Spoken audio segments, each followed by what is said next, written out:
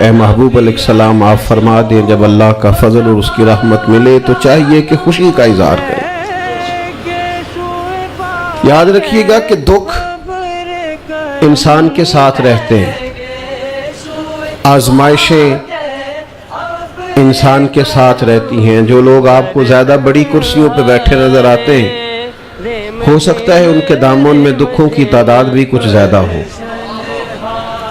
جن سے تعلق والے لوگ زیادہ ہوتے ہیں ان کے ذمہ حقوق بھی زیادہ ہوتے ہیں۔ جن کے نام بڑے ہوتے ہیں ان لوگوں کے ذمہ ڈیوٹیاں بھی بڑی ہوتی ہیں۔ تو آزمائشیں، دکھ یہ نام بدلتے ہیں، روپ بدلتے ہیں، لیکن یہ آزمائشیں، یہ تکالیف، یہ سارا کچھ انسان کے ساتھ ساتھ چلتا ہے۔ وقت کے ساتھ اس کی تکلیف بدلتی ہے، عنوان بدلتی ہے، دکھ بہرحال قائم رہتے ہیں، لیکن اس کا مطلب یہ نہیں ہوتا کہ انسان مسکرانا بھول جائے۔ اس کا مطلب یہ نہیں ہوتا کہ جب بھی وہ گفتگو کرے تو کسی دکھ کو ہی یاد کرے۔ کسی بھی شخص کو پورا ٹٹولیں گے، دکھوں سکھوں کو جمع کریں گے تو انشاءاللہ آسانی زیادہ ملے گی، زندگی خوبصورتی زیادہ ملے گی، بہار کا موسم زیادہ ملے گا۔ لیکن ہماری طبیعت ہوتی ہے، ہم خوبی کی طرف جاتے نہیں، خوشیوں کو ڈسکس نہیں کرتے، کمزوریاں آئی جاتی ہیں۔ نبی رحمت صلی اللہ تعالی علیہ وسلم نے خود بیان فرمایا، کریم فرماتے سب سے زیادہ انبیاء کو ستایا جاتا ہے، اور فرمایا میں اللہ کا محبوب ہوں، سب سے زیادہ مجھے ستایا گیا۔ آپ اٹھا کے دیکھ لیں محبوب کی حیات نور کے شب و روز کو، مکہ مکرمہ کی ساری زندگی جہد مسلسل ہے، اور مدینہ طیبہ میں حضور تشریف لے آئے تو اب تو ماحول اور بڑھ گیا۔ وہاں صرف کافر تھے، یہاں منافقین کی بھی سازشیں، بدر ہے، احد ہے، خندق ہے، حنین ہے، ہر روز ایک نیا محاذ کھلا ہوا ہے۔ اور پھر جو سرکار کے ساتھ تکالیف ہے، جو اپنوں کی جوجانیوں کا غم ہے، جو سیدہ خدیجہ کے جانے کا سرکار کو دکھ ہے، جو سرکار کے سامنے آپ کی شہزادیاں دنیا سے جا رہی ہیں اس کی تکالیف ہیں، وہ سارے غم بھی محبوب نے برداشت کیے۔ لیکن صحابہ فرماتے اتنا مسکراتے بھی کسی کو نہیں دیکھا جتنا مدینے والے محبوب مسکرایا کرتے۔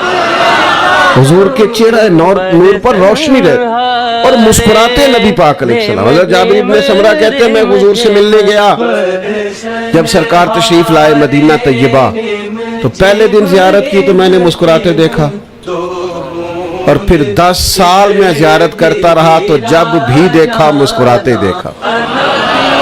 جب بھی دیکھا جس کی تسکین سے روتے ہوئے ہنس پڑے، یعنی ہلکی سی تسکین محبوب فرما دیں تو رونے والے، تو پھر خیال پیدا ہوتا تھا سرکار کے اس مسکرانے کا تو انتظار کرنا پڑتا ہوگا، تو اعلیٰ حضرت فرماتے ہیں انتظار نہیں کرنا پڑتا، یہ تو عادت ہے نبی پاک۔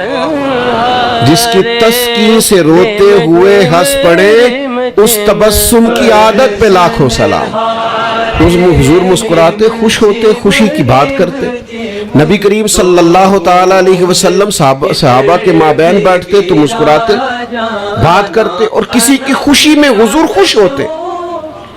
کسی کو تکلیف میں دیکھتے تو نبی پاک علیہ السلام کو تکلیف ہوتی، لیکن سرکار کسی کو جب خوش دیکھتے، قبیلہ مدر کے جب لوگ آئے ہیں نا، مسلم شریف میں موجود ہے، تو ان کی خستہ حالی کو دیکھ کر سرکار پریشان ہوئے۔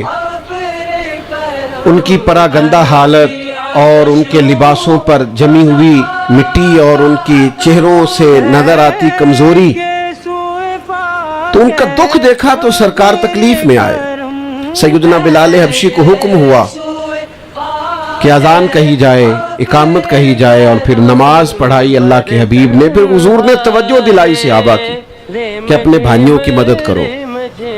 کوئی ان کے لیے کھجوریں لایا، کوئی ان کے لیے کمبل لایا، کوئی ان کے لیے کھانا لایا، کوئی طرح طرح کی چیزیں لایا۔ صحابہ فرماتے ہیں جب وہ خوش ہو رہے تھے نا تو ہم دیکھ رہے تھے محبوب کا چہرہ نور بھی کھلتا ہی چلا جا رہا ہے۔ حضور خوشیوں میں خوش ہو جاتے، نبی پاک صلی اللہ تعالی علیہ وسلم کے چہرہ نور پر خوشی کے آثار نمایاں ہوتے۔ تو جب خوشی کا موقع ہو تو پھر خوش ہوا جائے، پھر اس موقع پر انسان کوشش کرے کہ وہ ایسی